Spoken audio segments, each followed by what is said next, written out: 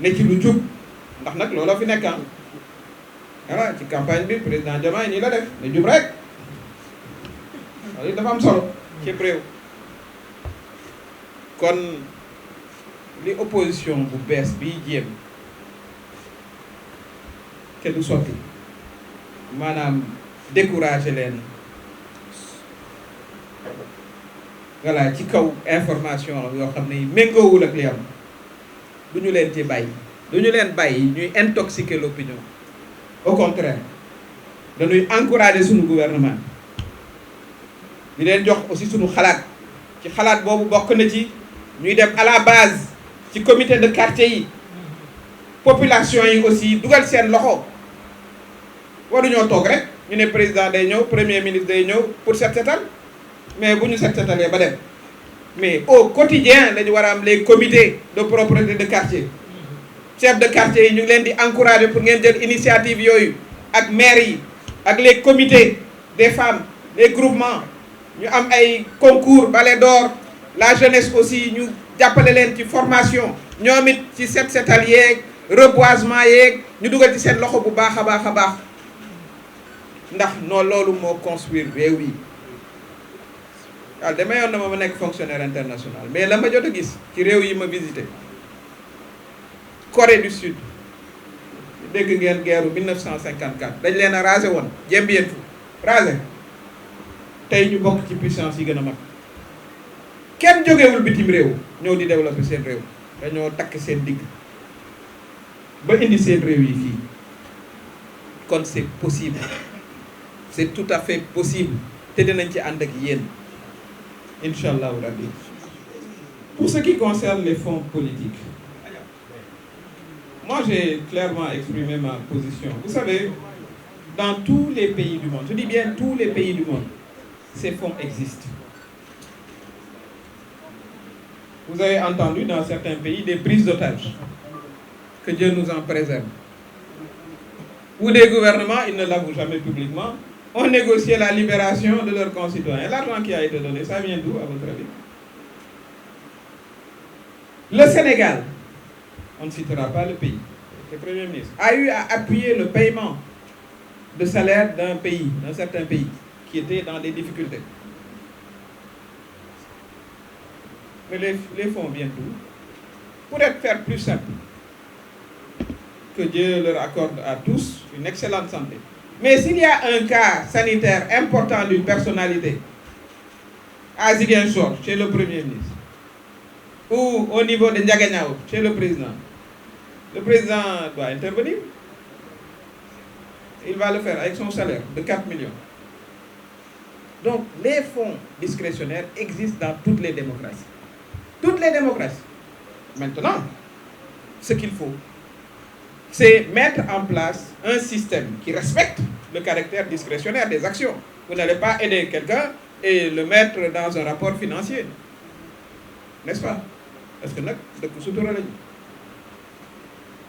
mais il faudra qu'il y ait évidemment un rapport adapté pour justifier l'utilisation des fonds. Voilà comment je le vois. Ce sont des fonds extrêmement importants pour les missions de diplomatie souterraine, parce que la diplomatie, elle a deux caractères. Elle a le caractère public, mais l'essentiel des résultats sont obtenus par des interventions non publiques qui nécessitent financement. Et tout ça, c'est à partir des fonds discrétionnaires. Donc moi, je considère que c'est important que ces fonds existent, mais il faudra mettre en place un système qui permettra de rendre compte sur leur utilisation. Voilà comment moi je le vois. Et en tout cas, c'est le conseil que j'adresserai au président de la République. Pour ce qui concerne le duo Diomaye Sonko, man li ma jaaxal mooy opposition bi benn programme la ñu am xam naa nag ñaanlu nañ ci bu baax a baax a baax mooy na Sonko ak Diomaye féewaloo boobu programme rek laa dégg ci ñoom. Parce que nag aussi dafa di tradition seen ca parti ba man APR laa ne woon APR dama fa ne woon amitié c'est un mot inconnu au dictionnaire de l'APR, inconnu amut mustaam xeex ba ca seen biir ca biir lay doon yow ka nga xam ne moo leen yilif mooy yónni diw ca télé ba demal nga attaqué ko am affaire noonu la ñuy dunde kon daf leen di jaaxal bu ñu gisee ñaar ñoo xam ne amitié leen di war a mën a ànd mais nit ku baax sax boo fekkee ñuy ànd mais da nga leen di ñaanal jàmm loolay rôlu jullit waaye tous les jours seen seul programme ñoo nga cay dox di ca ñaanlu mooy nañ féewalu waaye defe naa ne président ba tontu na leen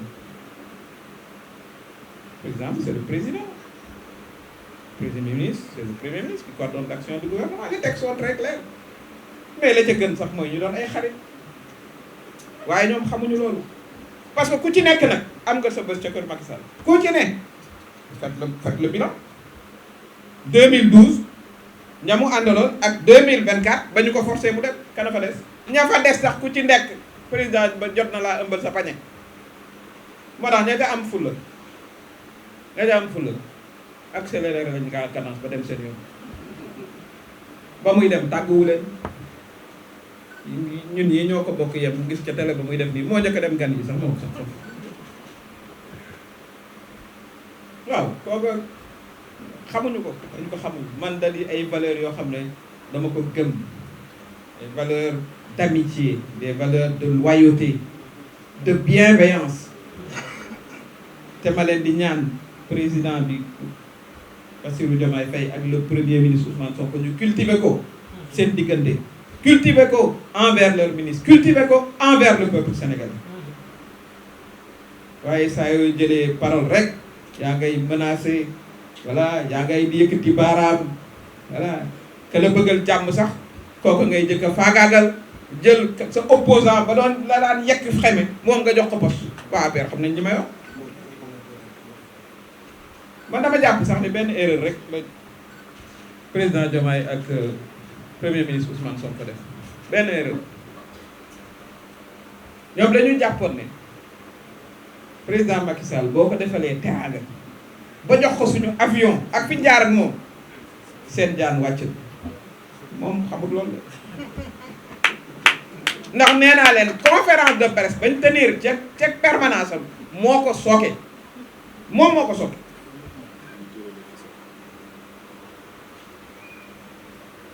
kon ñu ngi ñaan seen diggante yàlla dëgërul ko yàlla dàqal leen seytaane ndax seytaane dafa bari doole seen entourage aussi liggéey ci parce que yu ci bëri aussi entourage ñoo ko yàq ci aussi 100 jours yi la ma ca aussi apprécié mooy gisuma lañ gisoon la ñu xamoon mooy l'envahissement des familles yal na yàlla aussi jàppale leen ci bu baax a baax moo may ma wax ci plainte Mansour Faye ndax ragal naa plainte Mansour Faye man ragalu ma woon goro moo newoon fii yor lépp yor police yor gendarmerie yor justice ci def ko nekk ma jàkkaarloog moom ne ko fii waroo fay def 3e mandat ñu dem ba 10 heures de temps avant la campagne mu ne report ma ne ko du fi amee tous les jours nag ñu ne ma tey la Macky Sall jël si moo génn réew mi bàyyi ma fii bàyyi fi Sénégal kon du goroom Mansour Faye vraiment moo may inquiété moom nag yàlla dafa def moom xam na ko benn qualité la am mooy être le beau-frère du président wax leen ma beneen Aliou Sall ko wax ñoo bokk seen kër Aliou Sall ko wax ma d'accord ci nag amul beneen qualité du ci njàng du ci expérience du ci éloquence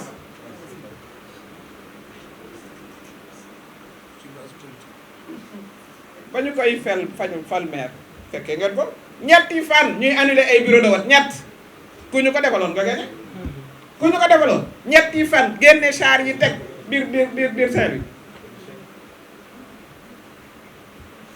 waaye nag bañ ko waxee mu ne waaw mais comme moom premier ministre la dama koy porter plainte non da ngay porter plainte aussi da nga leen di joindre à la plainte les 20 députés 30 députés lañ sax bul fàtte Aliou Sall parce que Aliou Sall la mu la yekk man waxuma la 1/10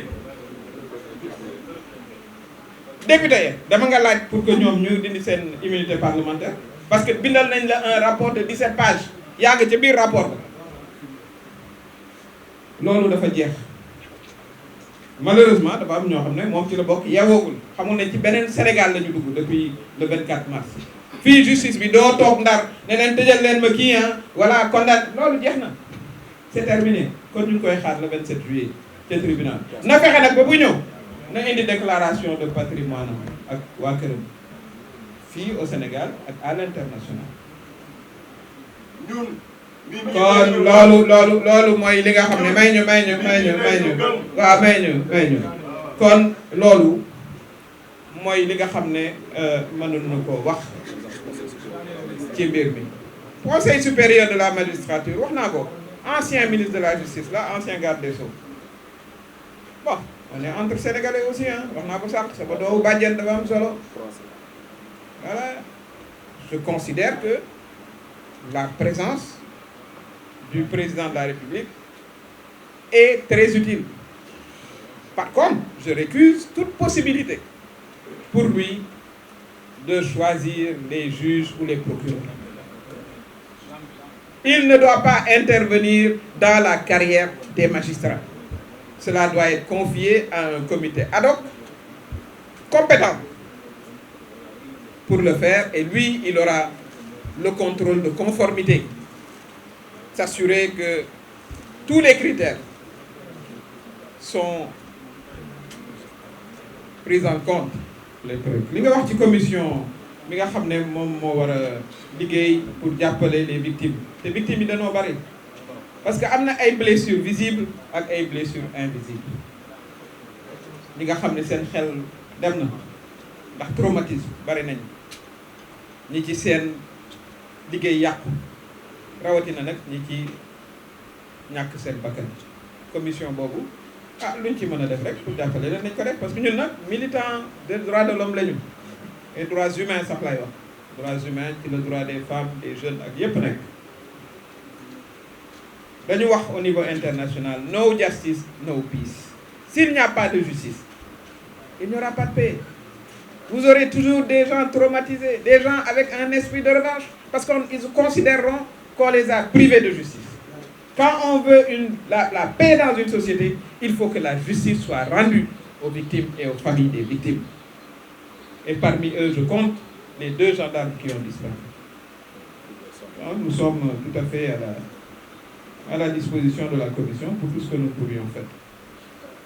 Pour ce qui concerne les poursuites, je pense que le président Bassirou Diomaye Faye, lors de sa ci wolof sax ma ne woon naa ko wax bi mu defee discours am bi wax na ne ñu ngi ciy liggéey loolu yi dafa bokk ci li tax coow li jóg. am na ci ñoo xam ne dañoo bëgg coow li jóg ba buñ leen wooyee ñu ne gis ngeen de affaire bi politique la ci ay tactique lañ nekk de Mansour Faye ci tactique boobu la nekk newul ci leneen. am na ci ñoo xam ne nag ñoom dañoo wax ndànk pour ñu fàtte leen waaye am na ñoo xam ne seen tactique mooy nañu wax ba bés bu ñu wooyee ñu ne gis ngeen de ñun liñ doon wax a tax moo tax ñu woo ñu ci yoon te fekk booba dañoo luubal alalu askan man li ci président Bassirou Diomaye wax moom laa jàpp mooy ñu ngi ci liggéey ma xam nag aussi dossier yooyu da nga war a jël garantie yépp pour que li waykat bi di wax boo leen visé doo leen moy.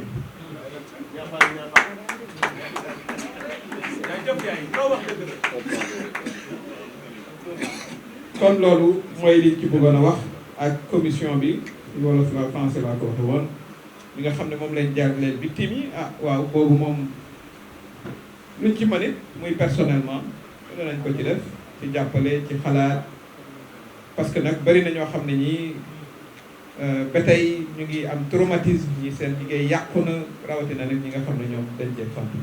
La CEDEAO, je pense que cela consacre le leadership que notre président de la République a clairement affiché lors de ses différentes visites dans les pays membres de la CEDEAO. Je considère qu'en un laps de temps très court, tout le monde a pu saluer sa stature, sa sérénité et sa sagesse. Parce que jeune âge peut parfaitement rimer avec sagesse et il l'a démontré. La diplomatie, c'est également une analyse fine des intérêts de notre pays la manière dont on doit entrer en interaction avec les autres pour la préservation de nos intérêts et la préservation des intérêts de la sous-région. Il a choisi, pour l'accompagner dans cette tâche, un homme d'une grande qualité, très respecté, le professeur Abdoulaye Bathily, qui a une grande expertise, pas seulement d'ailleurs sur le dossier de la CEDEAO, mais sur d'autres dossiers. Et c'est une bonne chose. Je considère que nous sommes le seul et même peuple de l'Afrique de l'Ouest. Je rêve en tout cas du jour où cette réunification se fera. Cette scission n'aurait jamais dû avoir lieu. C'est également l'extrémisme de certains chefs d'État civils qui nous ont entraînés dans cette voie. Chacun a son contexte. Et dans les pays qui ouvrent la porte aux militaires, c'est des civils. On vous dit de faire 2 mandats, vous voulez en faire un 3e, vous changez la constitution. Vous venez, vous vous installez avec votre famille qui accapare tous les postes. Mais à un moment, c'est le trop-plein et l'armée s'empare du pouvoir. C'est ce qui s'est passé dans ces pays-là. Donc il faut faire prévaloir un esprit de concertation.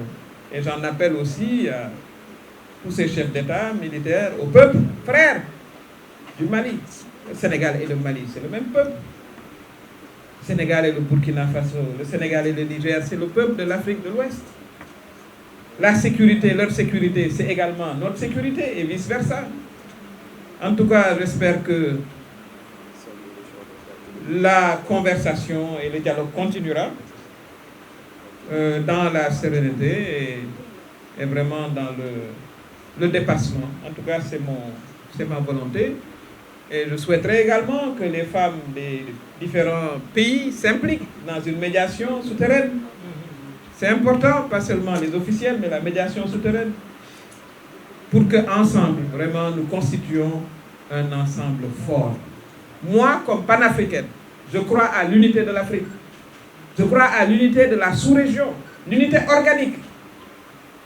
Nous devons aller, moi je le considère, vers une monnaie unique à travers la CEDEAO. Et tous ces 3 pays doivent faire partie. Nous devons matérialiser le projet de l'ECO pour en finir avec le franc CFA. Ça, c'est le projet qui existe, qui est en... L'ECO aurait dû être mis en œuvre depuis 2 ans. C'est ce qu'on oublie de dire. Donc, je considère que c'est un excellent choix qui a été fait de mandater notre président, le président Diomaye, pour que, justement, le lien soit maintenu et qu'on revienne à des discussions. Et comme je l'ai dit, je salue vraiment aussi le choix du professeur.